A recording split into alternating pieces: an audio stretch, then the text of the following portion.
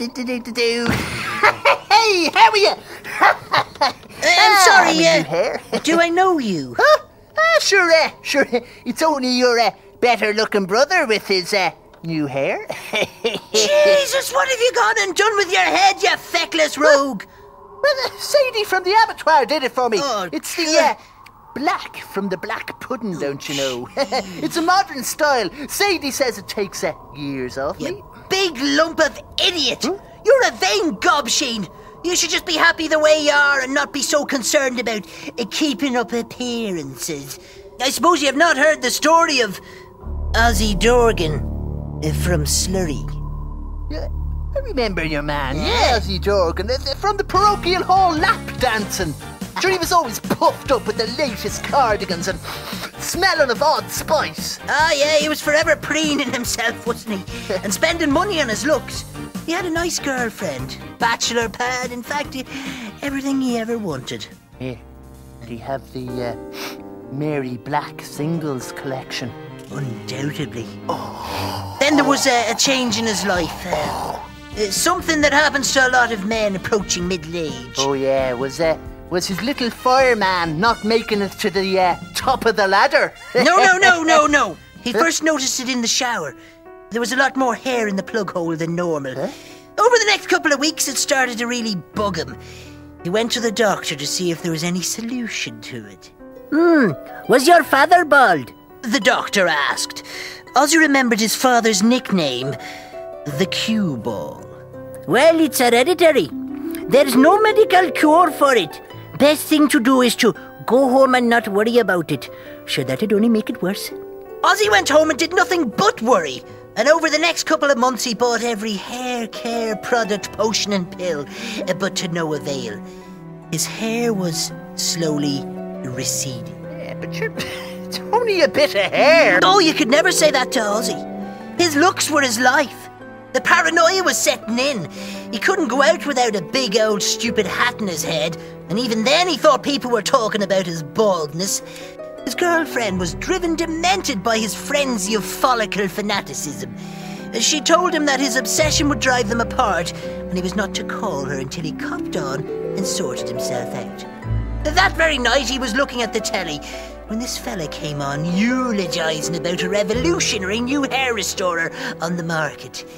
Ozzy phoned the number that was flashing on the screen and made an appointment with the hair expert. So how did he get on?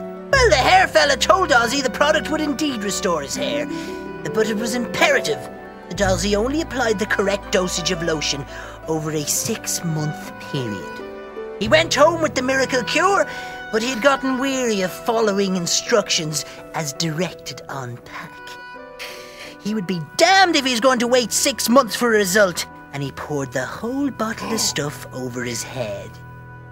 He woke up the next morning and walked into the bathroom, only to be confronted by the new-look Ozzy with a full head of hair. Jesus, that stuff's powerful. Oh, it was, because by lunchtime, it was down to his shoulders. He was walking around with his head held high. Then he bumped into his girlfriend. Oh, wow! Ozzy! You look great! Oh, why don't I come over tonight and run my fingers through your hair? Brrr. She purred. Ozzy was on top of the world.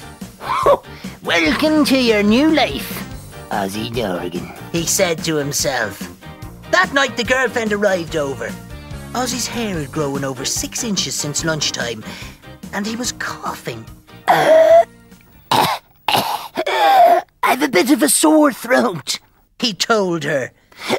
Would you have a look at it for me, love? She had a look, and indeed, there seemed to be something caught in his throat. What was it? A hair. A hair? Is this story going anywhere, or should I just stick my old head down the... Well, the unusual thing was the hair was 2 foot long and rooted in Ozzy's larynx. Jesus. She tugged at it as he screamed in pain. Then she noticed the tufts of hair sprouting from his ears. What? And then out his nose.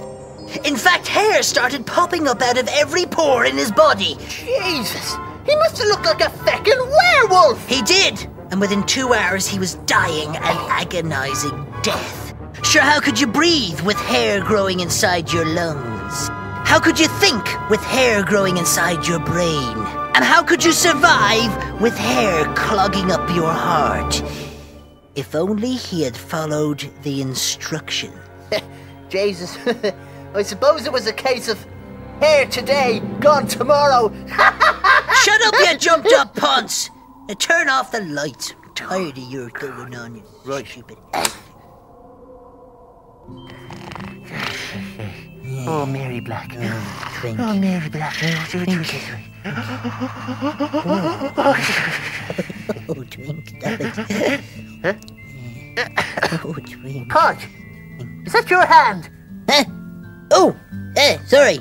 Football. Football. Oh, Football. jeez. Hurling. Football. Hurling. Wink.